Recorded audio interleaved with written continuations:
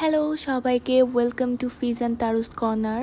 এই ভিডিওটা মেইনলি আমাদের সেকেন্ড অ্যানিভার্সারি উপলক্ষে সেন্ট মার্টিন ট্যুরের সেকেন্ড পার্ট। আমাদের অ্যানিভার্সারি ছিল 12ই নভেম্বর, আর ভিডিওটাতে রয়েছে তার আগের দিন মানে 11 নভেম্বরে কাটানো প্রত্যেকটি মুহূর্ত। তো সকালে ঘুম থেকে উঠে ফ্রেশ হয়ে আমরা ঝটপট রেডি হয়ে নিলাম। এরপর আমরা রুমের সাথে থাকা বেলকনিতে কিছু পিকচার উঠাইলাম পার্সোনাল, যেহেতু আমাদের বেলকনি থেকে ভিউটা এত সুন্দর, পুরো বিচ ভিউ। সো এখানে টাইম স্পেন্ড করতে আমাদের অনেক ভালো লাগছিল। ফার্স্ট দিন কিন্তু আমরা ছিলাম সাম্পান বিচ রিসোর্টে, তো সেখানে সকালের ব্রেকফাস্টও ইনক্লুডেড ছিল। তো এখানে আমরা ব্রেকফাস্ট করে এরপর সরাসরি পানিতে নেমে পড়ি। তখন সকাল 10:30 কি 11টা এমন বাজে, তবুও রোদ একদমই কড়া ছিল।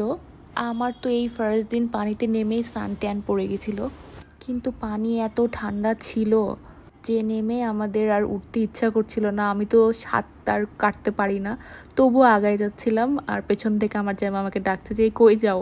কিন্তু এত ব্লু ব্লু পানি দেখে আমি তো একদমই নিজেকে আটকায় রাখতে পারছিলাম না।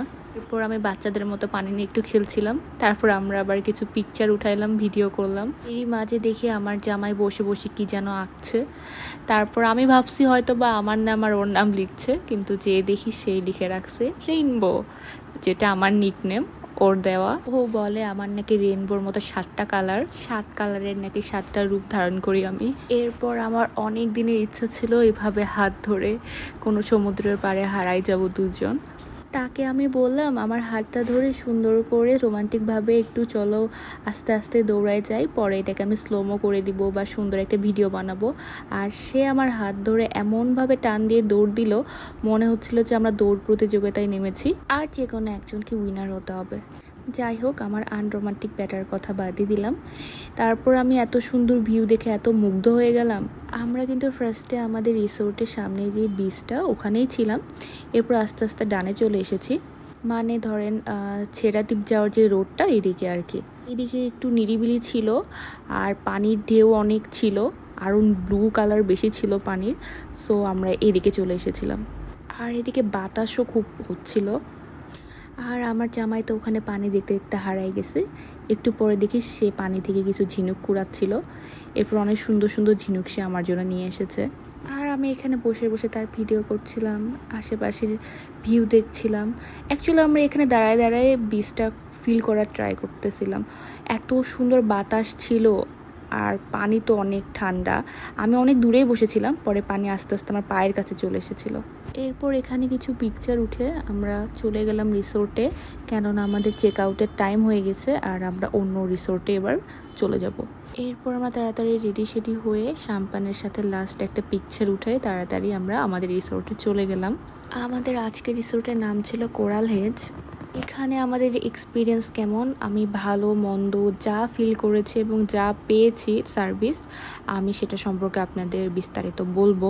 এতক্ষণ যেগুলো ছবি দেখা হলো এগুলো আমরা ফার্স্টে যে রুমটা বুকিং দিয়েছিলাম সেটার সামনে তোলা। তো ফার্স্ট থেকে আসি, আমাদের ফার্স্টে এরকম একটা ওয়েলকাম ড্রিঙ্কস দেয়, বাট আমরা রুমে এন্ট্রি করার পরে অনেক প্রবলেম ছিল রুমের।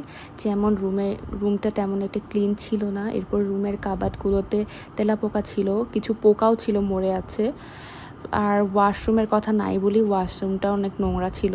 মানে এই রিসোর্টের প্রতি আমার এক্সপেকটেশন বেশি ছিল, অ্যান্ড দ্যাটস ওয়াই আমার সাথে এমনই হইলো। সেই দিন তাদের সার্ভিসটা আমার কাছে এমন লাগছে যে তাদের যে একজন গেস্ট আসবে রুম বুকিং করা, তারা মনে হয় ভুলে গেছে। রুমটা একদমই প্রিপেয়ার ছিল না, তো তারা অবশ্য এটার জন্য অ্যাপোলজিও চেয়েছে। আর রিসোর্টের রুম অনেক ফাঁকা থাকায় রিসোর্টের যিনি ওনার, উনি আমাদের আরেকটা রুমে শিফট করে দেয়। রিসোর্টের বাম পাশে একদম বিচ ভিউর সাথে দোতলা একটা রুম আমাদের দিয়ে দেয়।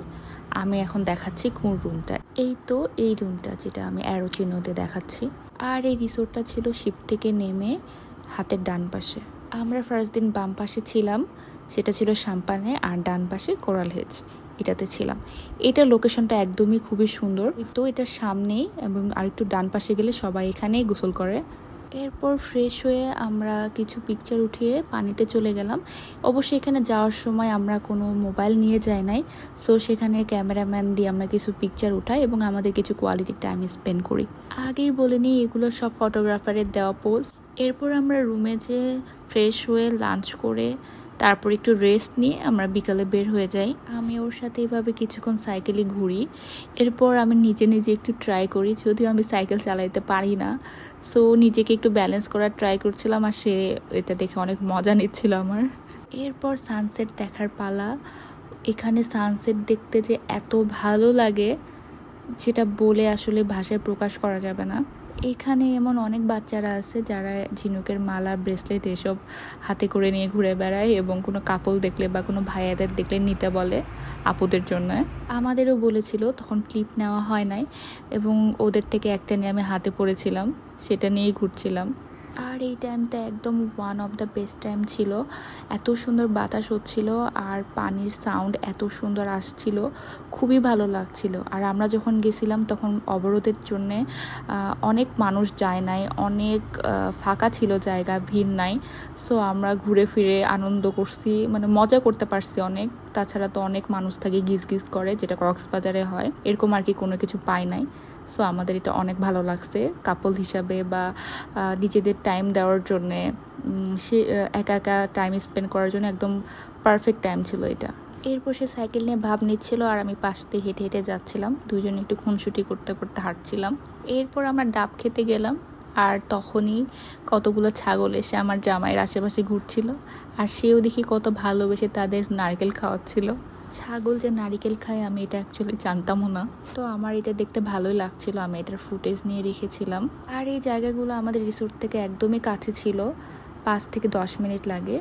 এরপর আমরা রিসোর্টে ব্যাক করলাম। ব্যাক করে দেখি ডাইনিং এরিয়াতে এত সুন্দর করে লাইটিং করা এখানে, আর আমাদের স্ন্যাক্সের ব্যবস্থা করে দিয়েছে। এটা রিসোর্ট থেকে কমপ্লিমেন্টারি ছিল।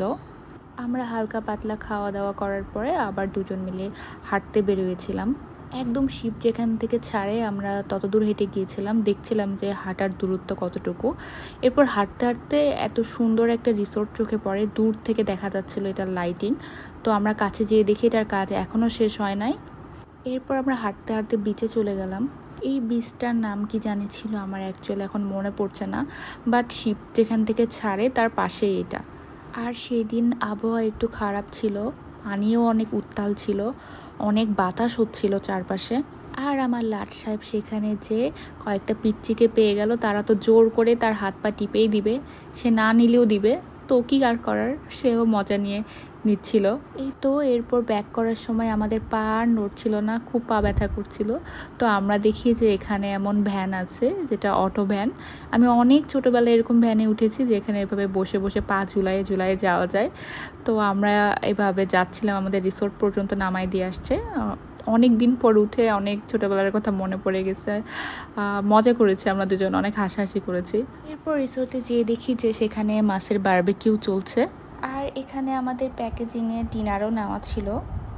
আমরা রুমে ঢোকার পরে চিন্তা করলাম যে বাইরেই থাকি, বাইরে ওয়েদারটা এত ভালো লাগছে। আর আমি ভাবছি সে এখানে আমার পিকচার উঠাচ্ছে, পরে দেখি যে না, সে ভিডিও করছে। আর আমাদের রুম থেকে বাইরের ভিউটা ঠিক এমন ছিল, আর অনেক বাতাস ছিল, খুবই ভালো লাগছিল। এরপর তার আমার সাথে ডিনার ডেট প্ল্যান ছিল রাত 12টায়, মানে 12ই নভেম্বর হয়ে যায় ওই টাইমে আমাদের অ্যানিভার্সারির দিনে। সো আমাদের জন্য একটা রোমান্টিক কর্নার সাজানো ছিল। আর রিসোর্ট থেকে একজনকে দেওয়া হয়েছিল, যিনি পিকচার, ভিডিও আপনি যেটাই চাবেন আপনার ফোনে সেটা করে দিবে।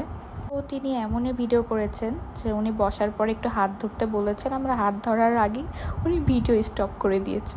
এটা দেখার পর আবার এত হাসি আসছিল। তো যাই হোক, আমার খুব ভালো লেগেছে এটা। ওর সাথে আমার ফার্স্ট এরকম বিচের পাশে ডিনার ডেট ছিল। আর এরপর আমাদের এত ক্ষুধা লেগেছিল, আমি বললাম আগে আমরা খেয়ে নিই, আর সেও অনেক হাংরি ছিল। সো আমরা তাড়াতাড়ি করে আমাদের ডিনারটা শেষ করে ফেললাম। খাবার ওভারঅল ভালোই ছিল। আজকে এই পর্যন্তই। পুরোটা 11 নভেম্বরে আমি যা যা করেছি, যা যা কাটিয়েছি সবই আপনাদের দেখিয়ে দিলাম। আর এই দিনে উঠানো আমাদের কিছু পিকচার আমি লাস্টে অ্যাড করে দিচ্ছি। আই হোপ আপনাদের ভালো লেগেছে।